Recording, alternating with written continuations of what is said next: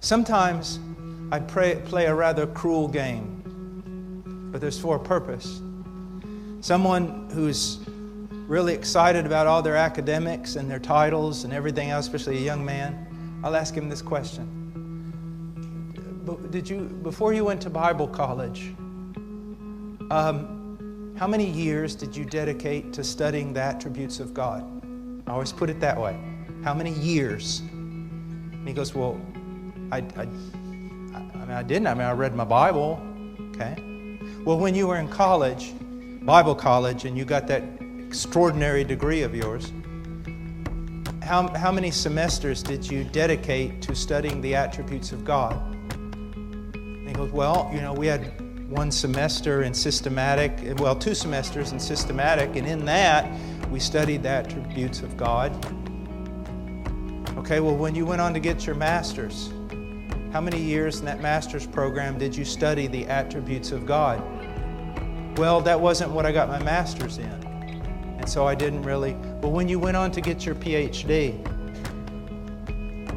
how much time there did you spend studying the attributes of God? Well, again, I got my PhD in something else. Okay, well, now that you've been in the pastorate for 10 years, how many of those years have you dedicated to studying who God is? You know what I find out? You can have men who are experts in Greek and Hebrew, studied systematic and everything else. When we talk about their study of who God is, it's almost zero. Is anybody beginning to see a problem here? We're Christians. This whole thing is about God. And yet very rarely are the attributes of God taught. Very few people in a church could actually sit down and write out a 1-line definition of the attributes, of the different attributes of God, or even mention the different attributes, let alone sound the depths of them and begin to understand the excellencies and the beauties of every one of those attributes, the magnificence of God. So do you see the problem? This is one of the reasons why our love for God is so little in the church. Again, let me say this. There's this new idea out there that all we need is the gospel and basically live in antinomianism. I don't agree with that at all. But here's what I want you to know. What does it matter if you learn all the rules and there's no power to obey them? There's no passion. There's no love. What if you learn of all the duties of a Christian and all the things of the Great Commission and everything? We all know a lot of those things, but where is the power? Where is the strength? Where is the zeal?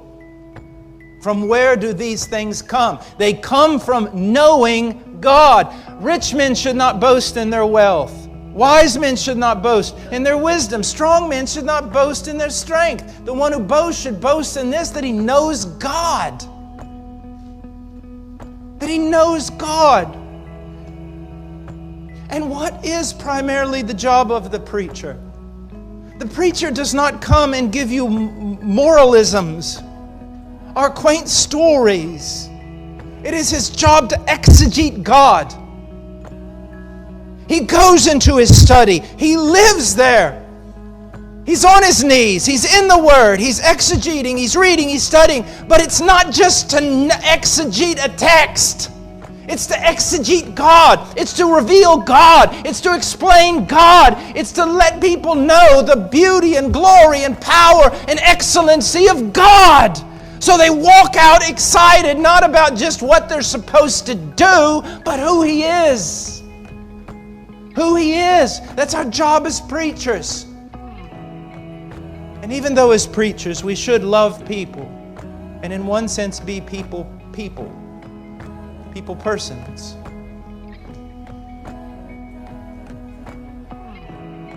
We belong to God. We spend more time with Him than we do anybody else.